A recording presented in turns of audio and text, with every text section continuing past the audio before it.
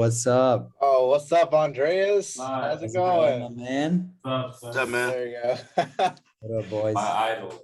My idol. I'm sorry about the the miscommunication there. It's like It's good. You're good, brother. It Like- happens, bro.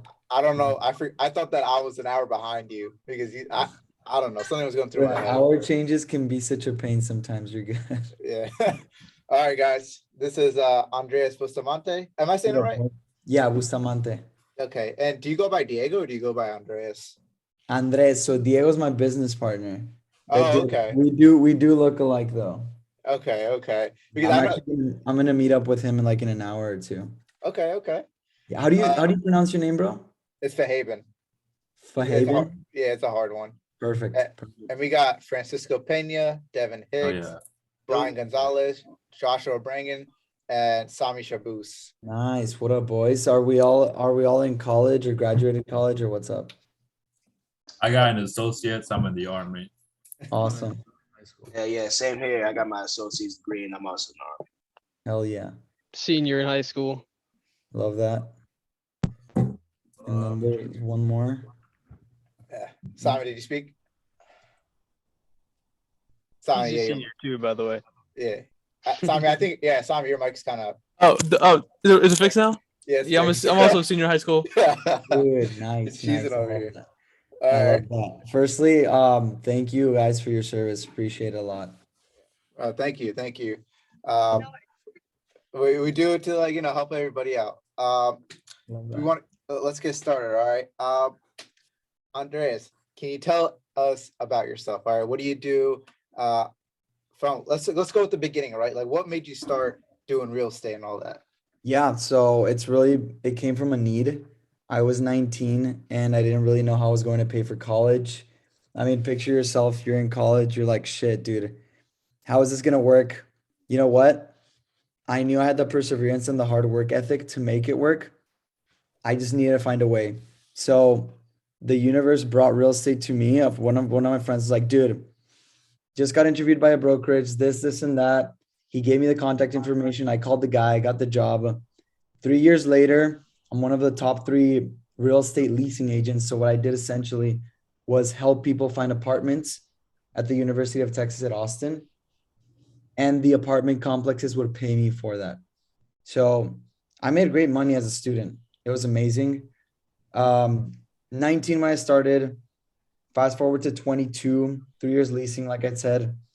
I wanted more. Like, I wanted to feel more excited and all. Leasing was getting a little slow. And I got a call one day. This guy's like, yo, dude, my budget's 1 million to 3 million. I'm like, yeah, I can totally help you, bro. I hang up and I'm like, what the hell am I going to do? I've never done a sale in my life. At my age, I'm like 22. You know, when fear starts to creep in, you're like, fuck, Yeah. but you're excited. Yeah. There's an opportunity. Just 1 million to 3 million, dude. Who's gonna say no to that? Might have been through fear, but I said yes. And long story short, I learned a ton about sales. I help him get a $1.1 million condo, and I get 3% of that commission. So that's like 30K. And I'm 22. I'm just like, dude, I'm not gonna do an 8 to 5 ever, and I'm going to stick with full-time real estate. So I graduate college. It's decision time. My parents are pushing me to do an 8 to 5 because it's stability. I mean, who doesn't want stability? You know, at our age, it's a What degree did you go for college? International business and MIS. So it's completely outside of the real estate realm. Okay.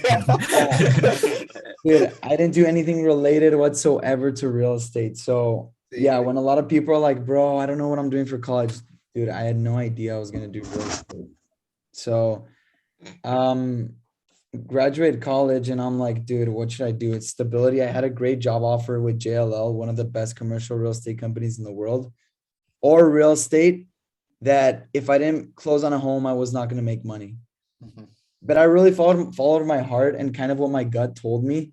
You know those moments when you're leaning in and you're like, shit, you just, something comes up and you're like, I need to take this opportunity.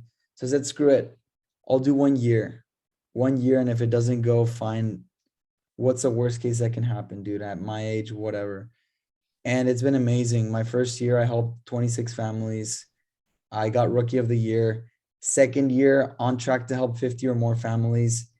And oh my God, it's been amazing. I was able to go to Europe for a month and I had Oh. 4 closings. While in Europe, I made like 35K while in Europe because of my, so I was like, dude, this job is like the dream job, bro. I love it. So you were being a real estate agent while you were doing all this, I'm guessing? And Yes, so leasing agent is helping people find apartments. Mhm. And those were my first 4 years of college, 19 to 23. Then 23 to 25, I'm 25 right now, has been Yeah. full-time real estate. So essentially 6 years in real estate. Okay, and then during that time, what were your expenses like? I don't, do you have like family expenses uh, like do you have to pay back on your college loans and all that stuff while So you're doing that? thankfully, dude, real estate allowed me the opportunity to pay all college with, Okay. yeah, I got a scholarship for like a third of college and then the rest I paid it through real estate. So thankfully, no debt. My expenses were alcohol and housing expenses. Those were my major expenses in college. Okay, and uh, now have you owned any properties during that time? Yeah, so I Okay. own 4 properties. Okay, Yeah, and can you go? How do you finance them and the experience you learned yeah, from of each one course. of those properties? Of course. So typically, whenever you want to buy a property, lenders can get a bit strict sometimes. Not as much, not very strict, but sometimes they do get strict. And a lot of people take their first no for a definite answer. In life, you shouldn't take your first no for a definite answer. You should see it as, okay, I'm getting this first no. That means I'm closer to a yes. So one of the lenders for my first home that I bought, I was like 22, 23. I was like, dude, you don't qualify because you don't have a stable W-2 income. If you don't have a stable W-2 income, you need 2 full years most of the time as an independent contractor to qualify for a home. Mhm. So I was like, shit, I don't qualify, but I need to find a way. I will find a way. So the way I found it, even though I had the money to pay for it, which was what the annoying part, was that I needed to find a co-borrower, someone that was going to be tacked onto the loan with me so that their work history could show that there are more than 2 years. So I told my mother and she got on the loan with me. I paid the down payment and I made it work. That first house, I lived in it for 1 year. So it's known as a house hack when you Yeah. buy a house, live in one room, rent out the others, lived for free, and I got about 400 in cash flow. So I don't know if everyone's familiar, but when I say cash flow, it's when you pay off the mortgage. The mortgage is what the bank is lending you. So I put 10% down of my money. The bank was lending me 90%. So over 30 years, I had to pay the bank back. Each month they charge me. They charge me about 1,900 all in. And what I was getting for my renters was 2,400. So I lived for free and also was getting like 500 or 400 in cash flow every month. And was this property like a duplex, triplex, and uh, yeah, let's start with that one. It was a single family. Oh, So single family. yeah, Okay. 4 beds, 3.5 baths. And how did you house hack that? Were you like living in a room and then you let someone else Yeah, live in there the as well? master lived in the master and then rented the other 3 rooms out. Okay. And how difficult was it to get renters? Because I know for my situation, I do the same thing. And uh, when I did it, right, I found out that, oh my God, it's kind of difficult because now instead of you have to be the landlord as well. So like you can't like because you're living there and now everything's like a little bit like, oh, they didn't clean the bathroom, they didn't do this. How was that experience with you? It wasn't that bad. It's all about setting the right expectations at first, and telling them that the lease is the bad guy. It's like, hey, dude, remember you signed the lease? This is what it said. I don't want to be an ass, but we have to follow the lease. And like I said, right expectations. If you let something fly once, people will take advantage and keep doing it. Mhm. So it's being strict with that. My tenants were like super chill though. Like I'd go out with them. They're good friends of mine. And there was like no problem. The only thing I'd say was a problem was sometimes dirty dishes. Yeah. That really pissed me off. But apart from that, all good. Okay. Do you guys have any questions about house hacking? I did have a question. Yeah. Is is house hacking more of a stepping stone, or can you double down on it and make that like a main source of income. Devin, so I definitely say it is a stepping stone to later become financially free because you learn a lot about real estate. You're the landlord in the property. And Okay. also, let me ask you this. What do you think is the biggest expense you will have like throughout your life typically? It's either your mortgage or your car note. Yeah, exactly. So with the house hack, what are you doing? What are you eliminating? You're eliminating the mortgage. Exactly. So it's a big stepping stone because you essentially eliminate, or you don't necessarily have to eliminate it. You might even pay like 300, but it's way better Right. than paying rent and it going down the drain. Right, So right. big stepping stone, bro. And that looks good on your credit, right? Yeah, I mean, if you're making payments every month for sure. I Right. actually, a big advice for any of you guys that don't have a credit card, get a credit card right away. I always Because advise that. that, bro, credit score is so important. That's huge. You can get a credit score, you can get a credit card or become an authorized user on someone's account that they trust you and know you. Becoming an authorized user essentially tax on that person's credit experience. And with that, you kind of have their credit score. So I highly recommend right now, if you guys don't have a credit card, to get one right away. What credit cards would you recommend? So, dude, the one I have, I fucking love it. I don't know where my wallet is, but I have a Chase Sapphire. That one's amazing. It's my personal one. And then the American Express Business. Holy shit. That's a That good one's one. great. Yeah. So Chase Sapphire, American Express. If I was in college giving the same advice, maybe Chase Sapphire and American Express are hard to come by in college. Right. I'd say, God, dude, in college, I don't know very well because I had the Wells Fargo and I'm not a big fan of Wells Fargo. Yeah, dude. Yeah. God, I'll have to come back on that one because I got these credit cards when I graduated Mhm. and back, so I got them like right away.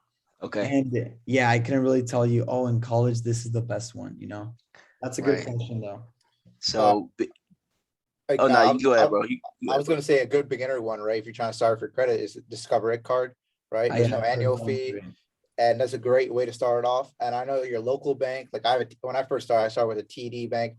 Like that Mhm. bank, I hate that bank, but I started off and like it's only like a $50 annual, and guess what? I have like that's my longest card, and I still want to keep that. And it's only like $50 a year, so why not? Hell yeah. So Andreas, how'd you bought your other properties? So the other property I bought, it's a new build. So whenever I say new build, the homes are barely going to be built. So And it's a turnkey. not really a turnkey. You could kind of see it as a turnkey, but the house starts from scratch. So Okay. it's legit. You choose your lot, you choose your floor plan, you choose everything. You lock it with a deposit. And then throughout the time, maybe 8 months that it's being built, in a market like Austin, the prices are going to keep going up. So during that time that I locked my price for like 340, the house kept going up and up and up and up. And by the time I closed 8 months later, that house was worth like 450,000. So Okay. essentially I had like 120K in equity and I actually pulled a line of credit on that. So I totally leverage the shit out of real estate anytime I can. And then I'm guessing you kind of bird it in a way, and then you refinance and use that money to get the other properties with that. So not really bird it, but what I did with that is you could kind of say it's a burr, just get a Heloc, home equity line of Yeah. credit. So whenever I want to tap into the money, it's like a credit card. I can use that money. Yeah. And can you when would you use a HELOC versus a refinance? Good question. So I would use a Heloc whenever you just want to have a line of credit and whenever you're like, dude, opportunities are coming and I'm just going to use this if something comes. A cash out refi is when interest rates are lower. But keep in mind that with the cash out refi, you are now paying a higher mortgage. So your monthly payments will probably go up.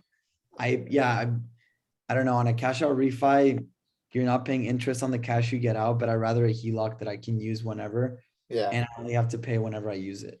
And guys, whenever you want to use this, it's when you have like appreciation in your property, meaning that let's say you bought it for $100,000 and now your house is worth $300,000, right? Now you have $200,000 that it's like, wow, free money, right? So it's like a Yeah. way to use that money to like invest in more properties. Yeah, great explanation. There, dude, there's so much power in real estate. The four pillars, typically it's appreciation, tax benefits, loan pay down, and then the equity. Yeah. Dude, there's so many like Trump and Jeff Bezos don't pay any taxes because Yeah. they own a shit ton of real estate. And guys, even if you think you're losing money, like while house hacking or buying a property, right? You're still like getting all those benefits like taxes and all that. And you can get appreciation later on. So it's not a sprint, it's a marathon whenever you're doing real estate. Do you agree with that, Andres? For sure. 100%. It's not going to happen like that. And But it's what would you building wealth. I mean, you're building wealth as opposed to an income. Wealth is generational. yeah. And what would you say about your last two properties you have? The last two properties, so those are also new builds, and one is actually closing on the 15th of December. I already Congrats. have like the payment for all that. Thank you. That's a 3 beds, 2 baths. That's solely investment. So I'll lease it out to a family or so. Mhm. And then the fourth one is going to be my final home that I'll live in. And that's closing in June. I already have it locked up. Mhm. And then I'll be buying commercial property. I'll probably already have commercial property by the time the fourth home closes. So yeah, I want to scale faster. And with single family, it was a bit slow and not the passive income that I want now. And that I had limiting beliefs. I was like, dude, am I worth like more than two homes or more than one home? 2 years ago on my visions board, I was like, oh, have two homes by the next 3 years. And now I have four. And I'm like, dude, I was thinking too small. Yeah, So you got to 10x that. yeah, dude, exactly. 10x, no, 100%. 10x, like what are our limiting beliefs? Who do we surround ourselves with? Do they push us to Yeah. become a better person? It's so true. That's very important. And with your other, I know your first property you put 10%. I'm guessing a 10% conventional. And what about your other? How much did you put down? The second I Percentage-wise? put 10%, the third one will be 25%, and the fourth one 10%. Okay. And with that 10%, do you still get the HOA fees with that? Yes. So the HOA fees, yes, the homeowner association. PMI is what I still get as well. Yeah. So Okay. HOA, PMI. So for any of you guys that don't know, PMI is private mortgage insurance. And unless you have 20% equity, you'll have that on your loan. And does that affect you a lot, or the numbers still work? No, not really. The way you always want to see it is break even. Like how much out of pocket money do you have to put compared to the monthly that you'll have to pay for PMI? You just do the break even. You see how many months it would take you to break even and recuperate that money. And what would you say your niche is when it comes to real estate? Investing or like sales? Honestly, both, if you can answer that. Yeah. So sales is definitely people around their 20s, first time home buyers that have a big limiting belief that they can't buy a home because they've been conditioned maybe through family or friends that it's not normal and it's not a thing to do so. So I love educating people about that. And then investment wise, it definitely used to be larger bedrooms for more money. But now it's like, dude, 3 beds. I love that. I'll just have to take care of a lease as opposed to like 4 different leases. So it has kind of changed, but now I'm going more into the commercial side of things. Okay. And are you doing syndications with that, with commercial? That's the plan. Syndications or retail. And who are you aiming for with the syndications? What's your, like, what are your targets? Is it like your friends, family members, or is it like, Oh, dude, anybody like there's been people that have wanted to invest with me. Mhm. So I've been on several podcasts and people from there reach out and like, dude, what are you offering and this and that? I'm like, oh shit.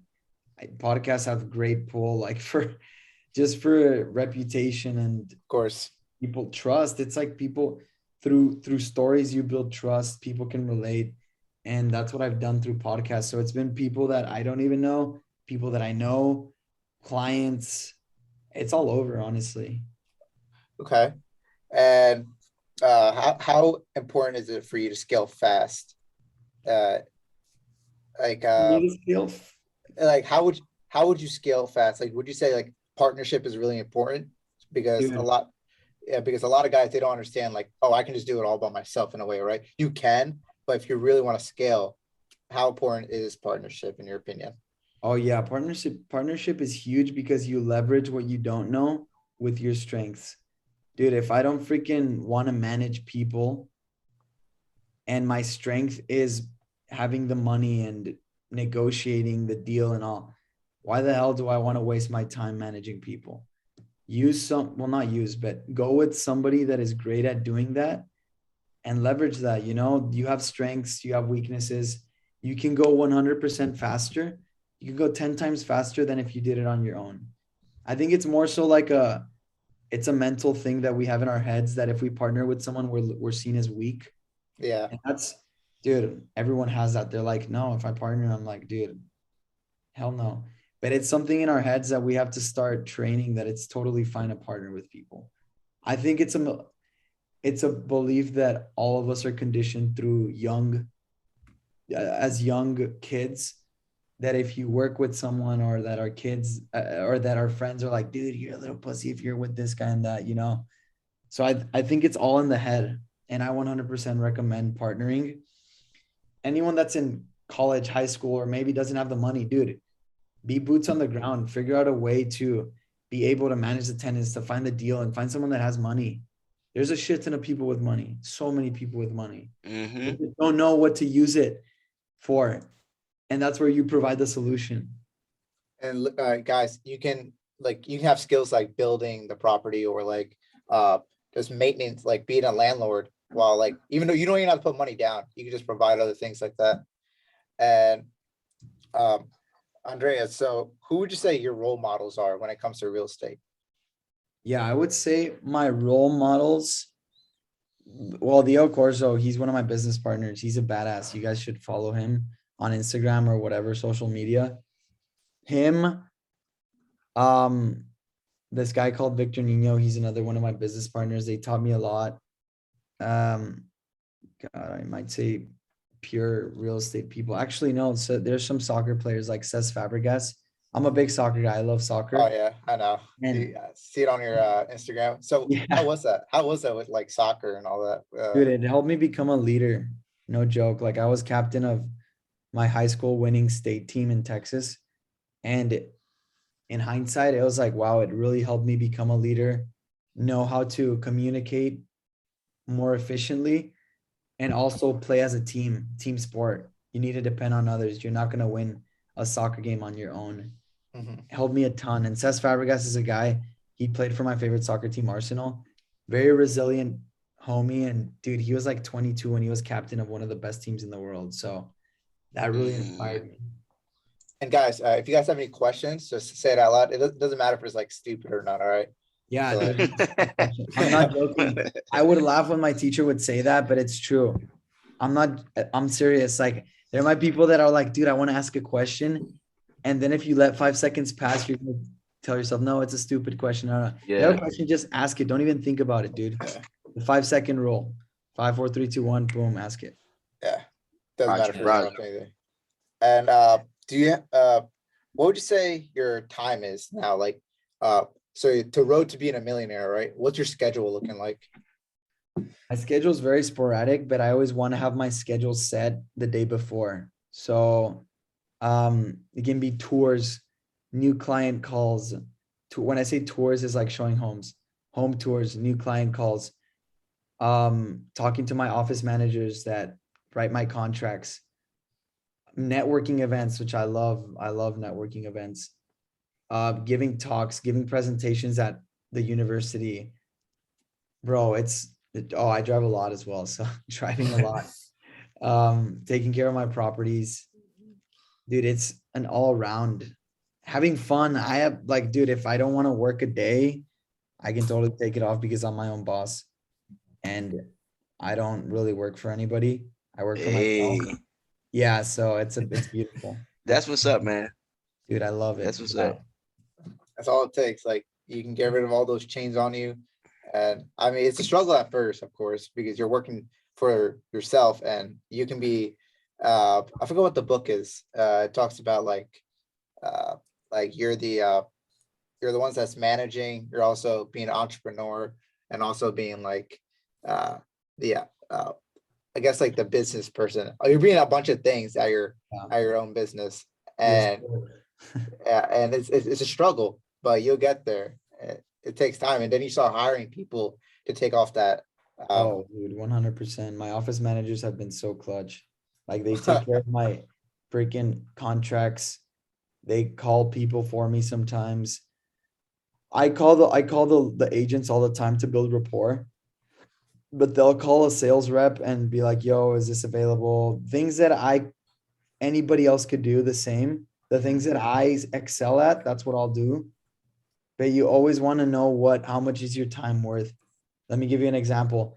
If cutting my lawn is worth $100 and I know my time's worth 145, my time is actually worth $139 an hour. I've like broken it down. So if anything is under $139, I'm gonna outsource that. Why the hell would I do something where I could be making more money based on what my time is worth? So you guys should always have a time value of money for what you're worth. And anything below that, you outsource that, dude. Have someone cut your lawn. You're not gonna spend time doing that.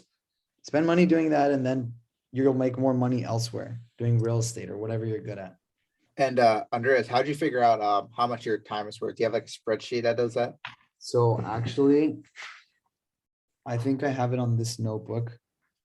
It's like I average my day. It's like a long ass kind of equation. Yeah, I like average my days. I average what I make and broke it down into like, okay, how many hours did I work? How much money did I make? And that's when 130, I think it's like 139.90 or something like that. That's when that came up. Yeah. That's badass. So like in regards for time, do you think you can like become like a real estate agent, like as a side part, like a side gig, like a part-time job, or like do you Dude, think it requires like your full attention? So let me ask you this. Would you rather have a realtor that works part-time or full-time when you're looking for your house? Full time. Overtime. Not yeah. Hell yeah. So I would say it's scary at first, bro. It's like, shit, dude, what am I getting into? So potentially start part-time. If you once you really like it, I'm sure anybody that gets into real estate will love the fact that you're your own boss. Then that's when you're like, okay, you know what? I can delve deeper into it. Okay. I definitely encourage you to try though. I rather live in the regrets of knowing than the what ifs. So like starting out, you gotta get like a license, like the Yes, real get a estate license. If I were in your shoes, how old are you, Francisco? I'm 19, sir. 19, dude. Hell yeah, bro. That's amazing. So, Francisco, that's when I started real estate, by the way. So if I were 19 right now, I would look at the best fucking team anywhere, wherever you're at, and I would legit call them or go to their office and be like, I'm going to work for free for you. What do I have to do right now? Something along those lines. Or maybe look at their website and be like, your website's great. And don't use the word but, because whenever you use the word but, you negate anything you said beforehand. So I looked at your website and this is amazing. I know that this can potentially be added. I can add that for you.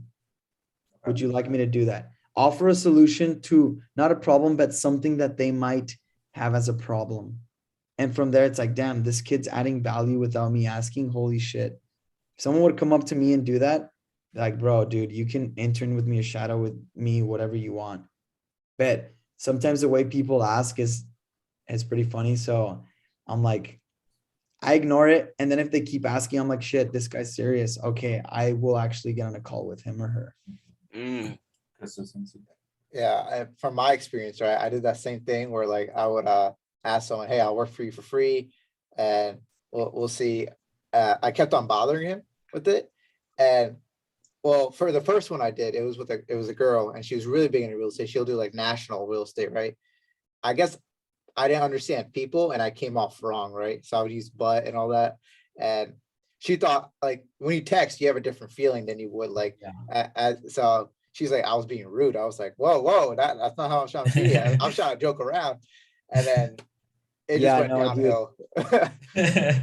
Bro, it's crazy how we're emotional animals.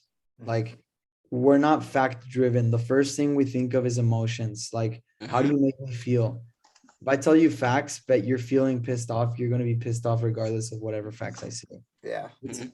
amazing how the power of language is just so important. I've learned so much, like the words I use, what I tell myself. Like I do affirmations every morning, I meditate every morning, and it helps so much. Like what you tell yourself is so important, and the way you express yourself, holy shit. And I've learned all that through real estate and my mentors. I'm eternally grateful and just so excited for what's to come. And Andreas, what kind of tools do you use for your whole business? Like a lot of people, they say Notion, they use spreadsheets. Like, what do you use for yourself? So I'm pretty like, it's pretty simple for me. I use Trello to like put all of my contracts in order. My office manager actually takes care of that. Um, with my team, we use a WhatsApp group just to coordinate. Mhm. I'm not joking. There's not much technology. I'm probably going to be getting like a newer phone so that I can, Yeah. the film quality is better. Not that this is bad or anything, but there's a new iPhone that came out and like film quality is huge when it comes to real estate. So I really want to buy that one. Yeah. I'm probably going to start a YouTube channel, get a nice camera. Yeah. So yeah, I'm That excited. that's the one thing I did. I spoke to Brandon Turner, and I Oh, was like, hey, so what kind of tools do you use? Like, he was like, well, it really doesn't matter what tools you use. It's like what works for you. So if you have like the best technology, right, it's better to like you say use WhatsApp, right? But I could name off like a better communication tool. But you're like, I'm used to WhatsApp, and if everybody's used to it, then and we're being effective, then that's all that matters. oh, So for sure. and a lot of people, they seek for that, they keep seeking, but they're not taking action on what they're actually trying to pursue on. Like you're trying to make you're trying to make sales. You're not trying to like I guess be managing all your stuff. So their main goal is to have sales. That's what you should be focusing on. Oh, 100%. And throughout your whole time, what are some like sacrifices you made? Sometimes not going out as much as I used to in college and focusing more like on the real estate side because I had early morning tours. And yeah, I've gone hungover on tours when I was doing leasing in college, and it's the worst thing ever, dude. Mhm. It actually sucks. So the going, I still go out, I still have fun. Not that I don't have fun, but yeah, it's knowing when and what time to go out and have fun. And then also, oh yeah, there's events. Like I was trying to get the $1 million property under contract, and all my friends were going skydiving. And I Damn. was like, shit, dude. I remember coming back and I'm like, dude, I lucked the deal. And all of them had gone skydiving. They took awesome pictures. I was like, dude, you know what? I can't complain. I've been so grateful and so lucky. So I Mhm. mean, it's just sometimes what's more worth it? What's your why? And do you have the discipline to keep going through with it?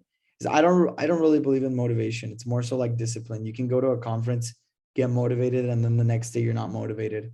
But you have the discipline to follow through with what you said you were going to do. That's the biggest thing. And like, I know you're talking about discipline. So going off of that, what would you say takes to become more successful? Like, what do you need to do to become more successful in that road? The biggest thing is discipline, 100%. Like, dude, whenever I wake up, I wake up 4:45, go to the gym, take a cold shower, meditate, affirmations, visualize, scribe. When I scribe, it's like 6:45 in the morning, and I'm doing like my top tasks. This is yesterday. Mhm. Like I'm doing my top tasks, and that sets the day for me. Because if I don't finish the task, I'm like, shit, dude. Like I said I was going to do these and I didn't do them. So that in your head, you're not keeping the promises you're telling yourself. That's really bad. So discipline is very important. Following through with your schedule. I would say, God, yeah, discipline, I think, is the most important one. And then hard work. That's pretty cliche. It's just very true. Mhm. Like, dude, you're going to get a lot of no's. But like I said, that means you're getting closer to the yes. Yeah. And what's in the future for you? Like, what do you plan on doing? Like, I know you're doing like commercial real estate, and what's after that? So I will have one of the best teams in all of the US for real estate. And I will also have commercial real estate and a ton of passive income to where I can really go to my house in London and Paris and enjoy life over there, go whenever I want, decide to work with any client that I want. I see myself in Austin for a while, so still in Austin. That's what I will be doing in the next couple of years, though. I can see that. Okay. And if you could, like, I guess it's a cliche question, but if you can go back in time, give your younger self some advice, what would it be? No, that's a good question. I'd definitely be like, dude, you're not too young to start selling real estate, because I thought I was like worthy of leasing, and I was a top 3 out of 100 people leasing. So, and it's not bad money. I was making like 50K when I was 19 or 20. And it was like when I made the first sale, I was like, okay, that's the sale, cool. And I had more opportunities to sell more around that price. But my limiting belief really was like, dude, you're young. You can't do it again. It was a fluke. So I would really wish I knew more about mindset and just the fact that you're worthy of so much more than what you think you're worthy of. It's very true. Like, we set our own limits. I'm not joking. It's crazy how we set our own limits, and our norms are kind of based on our group. So let me give you an example. My 2 business partners, Diego and Victor, constantly talked about how many homes they had under contract. Under contract meaning that you've already got the contract signed and the family's already locked in, you know? So for a normal agent, like a good normal agent, having 4 under contract is great. I mean, that's amazing. You might get like $40,000 off of that. But every time we would speak on Monday, they would be like, I have 20 under contract. I have 18. So my the normal was like, oh, 18, 20. So my first year, I had a point to where I had 24 under contract. But that's because my norm, in my mind, what was normal was having 20 or more under contract. I'm pretty sure if I had business partners that were saying 5, I would have trained my mind to be like, okay, I need to reach 5, then I'm fine with that. And vice versa. If I had people that were doing 40, maybe I would have had 40. So, dude, and finding a mentor. Okay, limiting beliefs at younger that I could not sell. I wish I could have told myself that you are worthy, and finding a mentor earlier. Those are the 2 biggest things. Okay. I love And- my mentor here. What would you say how would you find a specific mentor? Because I know from my experience, right, the mentors that I'm kind of like on and off about that mentor stuff, because not everybody knows all the information, right? Of course they have that experience, but it's what other people perceive of them, right? Some people say he's good, some people say he's bad, but he looks good. So what I'm trying to say is like you can learn a lot from them, but they also are human beings, right? So they don't fully understand like that how to treat people, right? How to actually make a lot of money, right? It's like you're trying to take advices from your family members about financial advices, but when they're really good at taking care of kids and all that, what would you say for like finding a mentor and all that? How did that go? For me, it sounds like it'll be pretty funny. If I would have been hearing it when I was in college, I'd been like, what the hell is this guy smoking? That I really put it out to the universe. I was like, dude, I'll find a mentor and he'll be the best mentor I can find. And it's going to happen. I was sure it was going to happen. So for me, I was listening to Bigger Pockets one day. I'm legit at the gym, like bench press and shit. And then I hear Diego Corzo say, and I'm in Austin, Texas. Reach out if you have any questions. And I was like, holy shit. I had no idea he was going to be my mentor. I just wanted to call him and talk and ask him questions. This is when I had just graduated college. So long story short, I am in the 2nd year with him as a business partner because I cold called him. He rejected me the first time. He's like, dude, call me later. And I was like, fuck it, I will call you. I called him later. He's like, shit, you did call me. So we got to go eat at Kirby Lane in Austin, and the rest is history. I mean, I became his apprentice, I guess, and he's taught me a shit ton. If you put it out there and you're actually looking like, okay, I put it out there and I believe it, but I'll also be going to meetups, putting myself out there. You can't just put it out there and be like, oh shit, okay, I'm gonna wait here in my chair and just freaking not do shit. No, you have to put it out there and actually look, and you'll find the person. And if you don't find the person, if you find the wrong one, what did you learn from it? You always have to take it in different perspective. Your perspective is very important. One perspective is like, oh shit, dude, this is the worst experience. Another perspective is like, oh wow, now I can tell apart a great mentor from a bad one. And I learned not to do this because it was a horrible experience. That's a different perspective. So it's all about perspective. It is. And a story with that is that when I got here to Fort Bragg, I didn't have my car. So and I knew there was going to be a real estate meeting coming up here. So what I did is I just walked that 20 miles. Yeah, when I got there, I was early. So I helped them out and they were like, wait, when did you get here? I'm like, oh, I'm a new guy. I just walked here. They're like, we're from Fort Bragg. And they're like, what the fuck? Like, why'd you do that? They're like, and then everybody just surrounded me. It was like, you're gonna become rich. You're gonna be like, they were drunk, of course.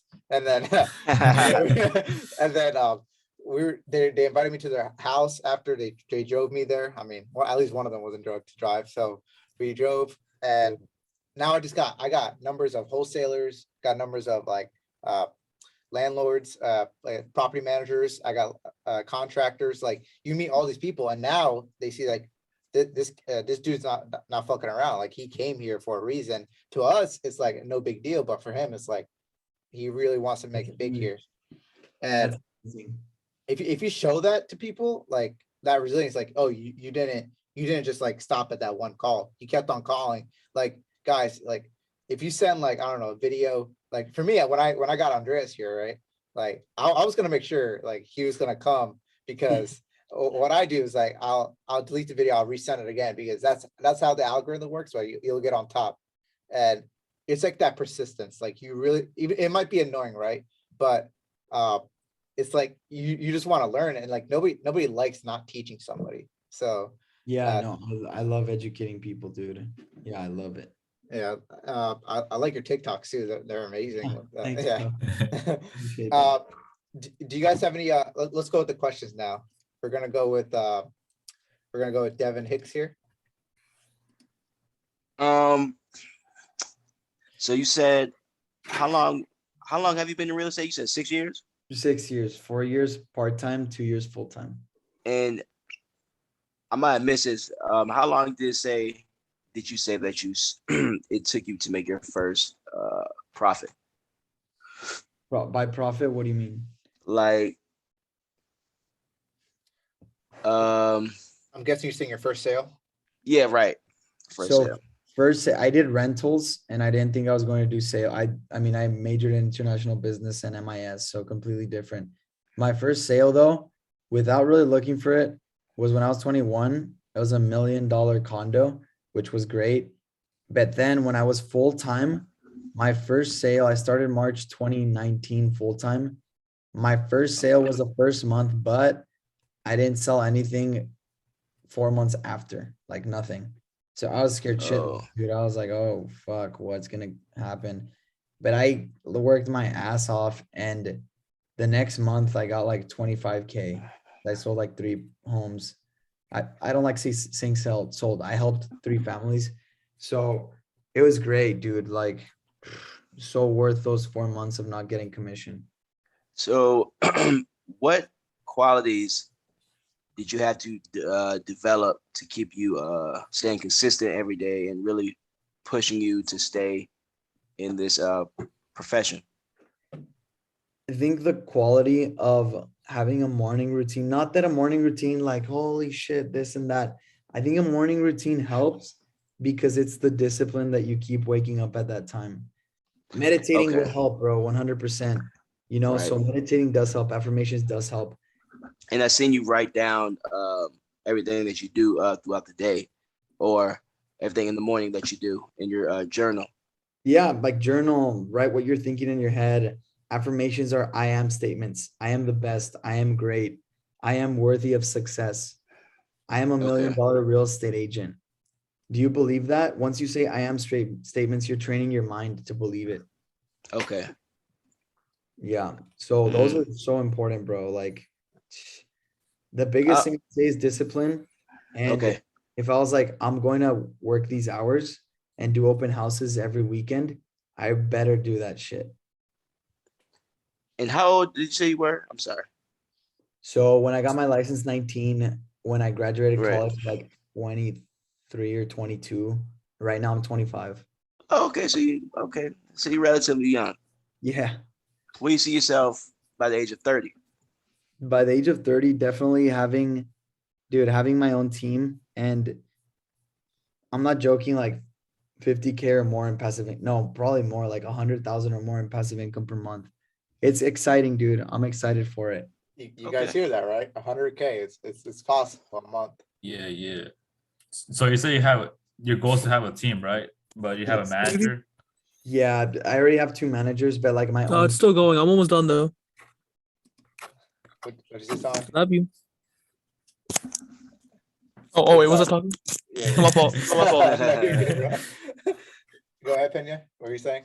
Yeah, so like you said, you want to have a team, but you got managers. How did that process start? Like, at what point did you like say, okay, that's it, I need help, or not help, but I need people to like manage So my thankfully, work? my business partner, Diego Corzo and Victor Nino, my business partners, they already have one office manager. Then I talked to them and I was like, dude, let's get two, spread out the work and just be more efficient. So it's more so, dude, it's like we have a lot of people we're helping. And if we want to be the best possible resource, let's do the work that we know we're best at and put the other work to someone else that can do the same. Like writing a contract, it's not like if I type freaking amazingly, it's the same thing for everyone. Yeah. Mhm.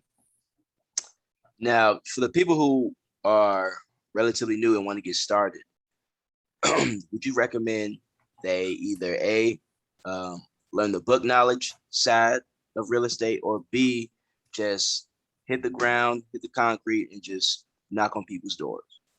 Or Dude, both? hit the ground running, bro. The best experience I've ever gained is doing leasing. My first lease, dude, I was 19 and I was with Mhm. parents and the kid and I was scared shitless. The first apartment I took them to, I'm not joking, is the shittiest apartment I've ever gone to in my life. And that was my first experience of real estate. Like I'm not joking. I remember this. It's picture me here. Like I'm right here. And then I'm talking to the office manager. And behind the office manager, there's like students that live in that apartment. And I'm with the Mhm. parents right here, office manager, students that live in the apartment. They're like this, like, don't come to this place. And I was like, bro, fuck my life. I got so nervous, dude. But it's like I just kept going. That experience is so funny. I remember it perfectly in my head. And I kept going and going. And I mean, look where I am right now. And it's going to get better and better. So Okay. hit the ground running, but also you need to know a bit. Like, don't go on and say things that are not true. Like, I don't know the contract a bit, and Mhm. not savvy at all. But Right. I would say the Okay. best thing is don't read too much about everything. That's analysis paralysis. Educate yourself to a point where you're smart enough to defend yourself and then just hit the ground running. Roger. Roger.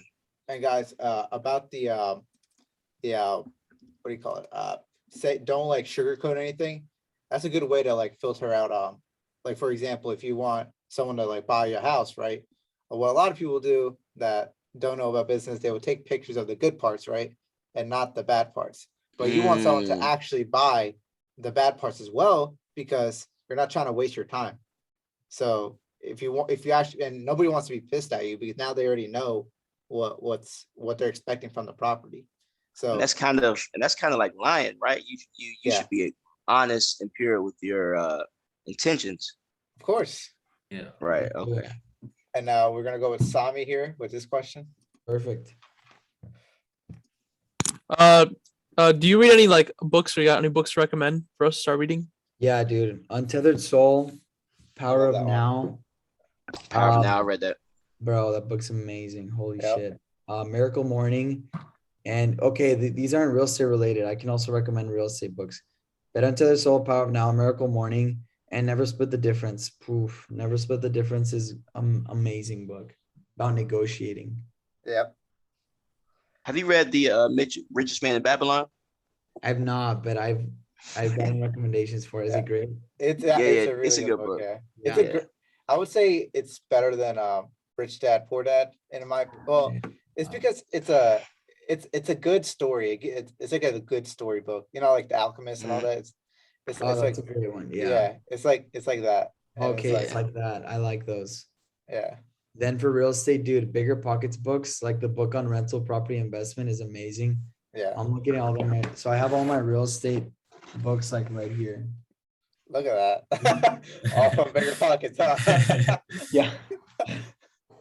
Who's Yeah. Wagner? Wagner. Where is that?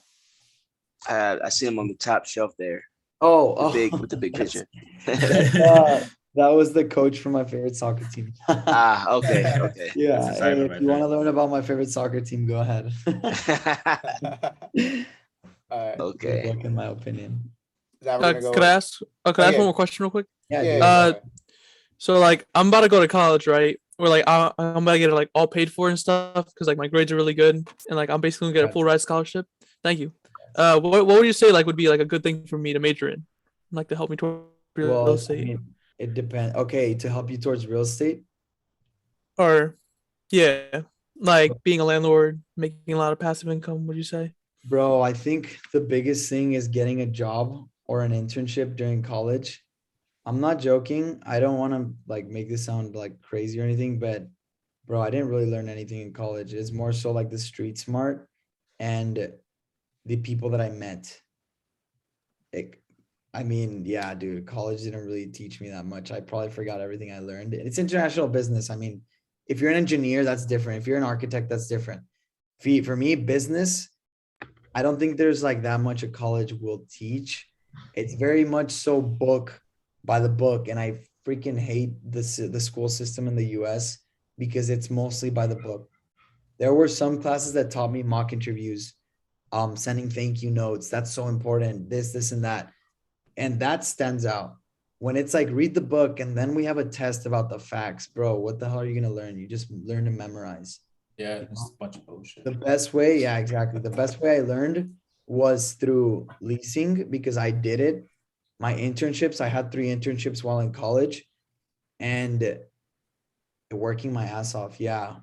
I would say bet if I could go back and actually choose a major because I was going to graduate.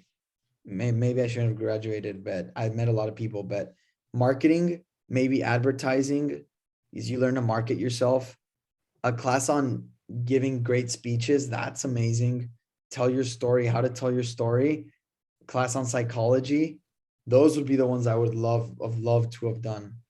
Like storytelling, bro. Whenever I get on a podcast, I have to tell my story. If I would just tell you facts, like I'm Andres Bustamante, I'm from El Paso, Texas, as opposed to the story I was saying, dude. My roommate came in and he's like, bro, there's this leasing opportunity. And deep down, I was like, shit, bro, like leasing opportunity. Do I want to do the lifeguarding? That's $10 an hour, but it's stable. Like I'll have money. Or do I want to do something to where I'm scared shitless, but I can get a lot of money if I make a sale? Do you guys ever feel that fear to where you're pushed to do something, but you don't know to do it because it scares you? See, when you tell a story, people can relate as opposed to if I'm just like, yeah, and then I got a leasing job and it was great. People won't be able to relate to that. People need to know about the experiences, storytelling, bro. Because when you're in real estate, you also want to tell stories as opposed to if your client is going to go with, let me give you an example. If your client is going with a lender that you don't know and they're out of state, it's like, look, if you trust that lender, that's great. And let me tell you what has happened. See, I don't say but. And let me tell you what has happened with the previous clients that have gone with a lender that I don't know and that's out of state. So one of my clients went with this lender because they were getting a slightly adjusted interest rate and they were saving $15 per month. The thing is, we didn't close on time. And this meant that my client now had to pay $5,000 out of pocket. So is $15 worth a potential yes in closing, or is it worth a for sure closing? So that's what I asked Mike, give them stories to where they're like, oh shit. And with that, like a good person like look at is Tony Robbins, because he does it where like he gets he gets everybody involved. Like he's like, raise your hand if Tony Robbins. if you believe that you should be rich right now, or have you ever had to pay a mortgage? Do you like doing it? Like it's like they're trying to get the audience to say yes, yes, Yes. yes. Mhm. And then Mhm. the more you do that, like now they're involved, right? Instead of like just stating facts, like, hey, everybody pays a mortgage. And Yeah, it's like, when Devin asks like, is house hacking a stepping stone? I just asked the questions and you figured out that answer, mhm, So when it comes from you, there's power to that, as opposed to me telling you. mhm. And let's go with Brian with this question. So with your parents, how, like, you know how they wanted you to take the 9 to 5? Yeah. So, like, how did that work? It was pretty funny at first. They were like, fuck, dude. They support me. They'll support me regardless. They were Yeah. just a bit scared for me. They're like, dude, it's not, I come from a Mexican household, and in Yeah. Mexico, we're very conservative. And it's Mm. like, you have to stick with the job. You have to have money in your bank account. You have to do Mhm. that. And dude, I can tell you, I'm like, wow, dude, our parents, obviously it's not intentional. Our parents are just trying to keep us safe because that's what they've learned. Mhm. Just that it's okay to have your own thoughts. Like I have a completely different mindset now than I had like 4 years ago.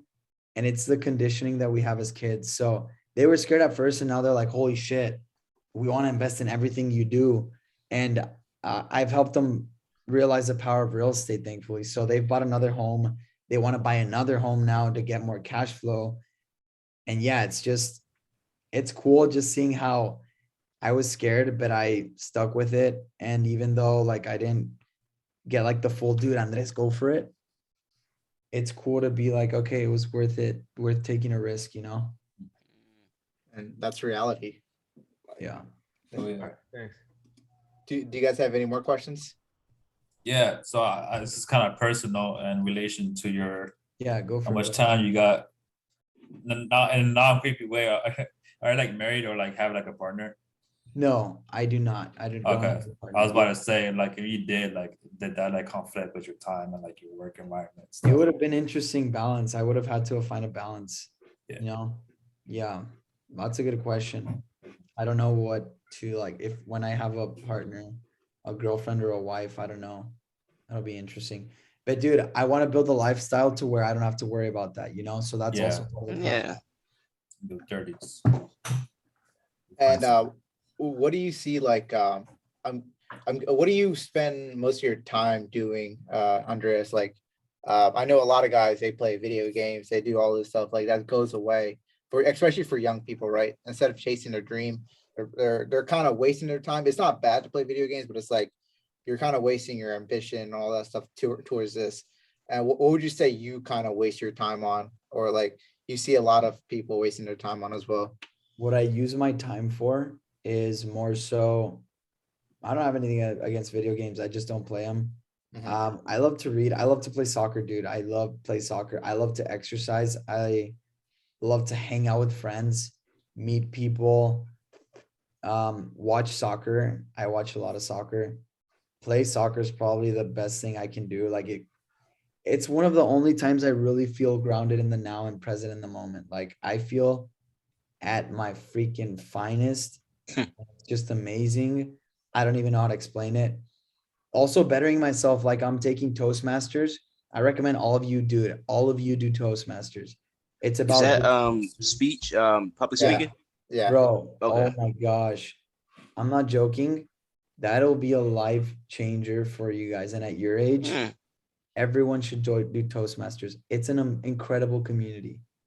It's so I joined like 3 months ago, 2 months ago, and yesterday I gave like a speech, and it was just like, wow, dude, I've come a long way. I mean, dude, it's normal. People get nervous when they get in front of crowds. Yeah. Yeah. Yeah, it's Okay. totally normal. That's totally fine. I think that's like the bigger fear than death, even I've heard. I don't know, it's insane. But yeah, dude, it's scary. And the things that scare you, that's an indicator that you have to do them, even if you don't like it. Yeah. Fear is an indicator of being uncomfortable, and being uncomfortable should be something that everyone strives to do. Mhm. And speaking on Toastmasters, like from my experience, I haven't done Toastmasters, but I did this thing called Boy State when I was like a junior, right? And they took a bunch of like people from New Jersey and they put them into like this college campus, and they told us, hey, make a mock government, right? Basically, you gotta vote for a leader, vote for a governor, vote for, all that stuff to like control everybody. And we were like, it felt like a college, of course, but um, what I saw was that, wait a minute, all these kids, like all these guys, we're all the same age. How is he able to talk to like 700 people right in front of him? I went up to him and asked him, what do you do? And he literally said, Toastmasters, because it'll make you feel so awkward that you're talking in front of a lot of people. And how much does the fee cost, Andreas? Dude, it's Like, like, It's bro, like $100 a month.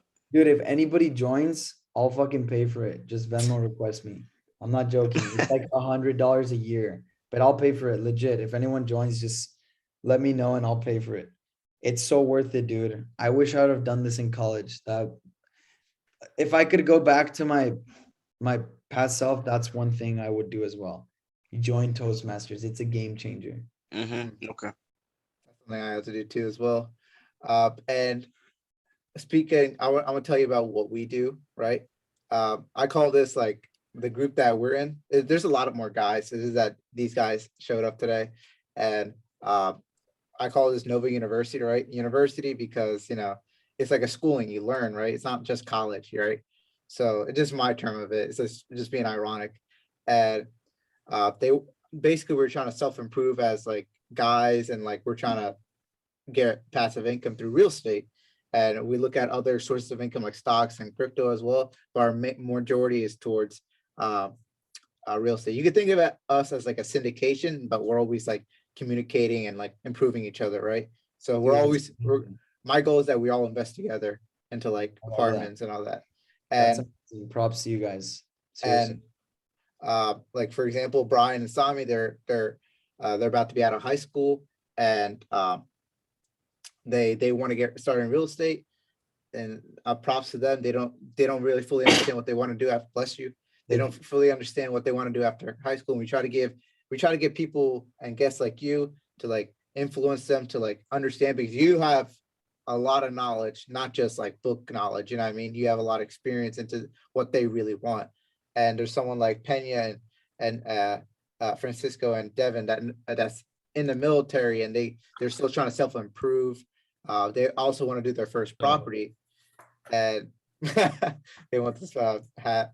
And there's someone like me, right, that has 4 properties at 19, right? And I like, to me, that was like a game changer for me.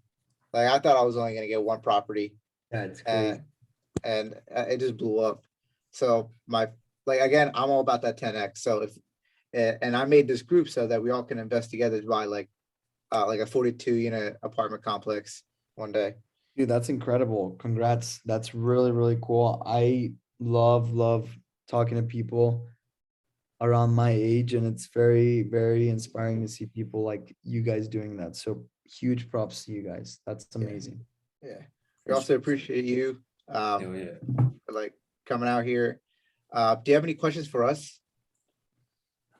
I would just say always fear. Whenever there's something that's scary, do it.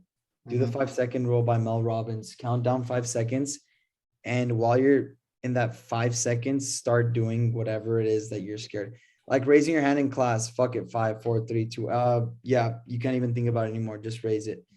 Dude, trust me, that'll help your confidence skyrocket like crazy. Get out of your comfort zone. It's so important. Join groups. I put my number here in case you guys ever need anything in Insta as well. So yeah, dude, seriously, that's cool that you guys are doing this at that age. And it's all about us thinking we have limits. We don't have limits. Mhm. Keep going at it. Yeah. And guys, his Instagram and his phone number is in the comments. I would recommend following him, of course. Yeah. Yeah, I love his TikToks. He talks a lot about real estate, and you guys can get like a lot of info from that. And if you guys have any questions like about him, just ask him. Right? You don't have to go through me. Just I'm making connections here with you guys, so Roger. it's gonna be Appreciate great for you that. guys. Because Hey one day, man, yeah, You- I'm gonna join that Toastmaster. Sorry for cutting you off, no, you're good. Alam. I'm really interested in that Toastmasters program. Hell So yeah, bro. Send me a message and I'll legit send you whatever it costs. Just let me know. thank you, man. Appreciate it, Yeah, no, man. I do want to do that seriously because I know it's important and I wish someone would have told me this earlier. So Yeah. yeah, just let me know. Roger. Thank you. Yeah, Goal. Thank you for your time too. of course, brother. Yeah. The goal for this for us is to basically I want to make sure every single one of these guys has real estate and make sure that every single one of these guys are a leader. Like you said, you play soccer. Like that leadership is like a big role. And it feels different once you start like having people that are influenced by you. You know what I mean? Mhm. So I want to get them to that point. But we do appreciate you, Andreas. Yeah, of course. It's great. Uh, My Yeah, do you guys have any other questions? good, man. Thank you for the time, good. man. Thank you for spreading the knowledge, giving us some free game, and really showing us helping guide us and helping guide the youth too. You know. Yeah, of course, dude. Always a pleasure. Always a pleasure. We're Yeah, gonna man. end it here. All right, guys. Hey, you guys enjoy your night and week. I legit sometimes even forget what day it is. It's Wednesday. Yeah. You guys enjoy at least the weekend. Enjoy your weekend, but enjoy your week and then Yeah. enjoy your weekend. Of course. Oh, yeah. Guys, be safe. We'll be in touch. Appreciate All right, it, man. Andres. Ciao. Thank you. Thank you, sir.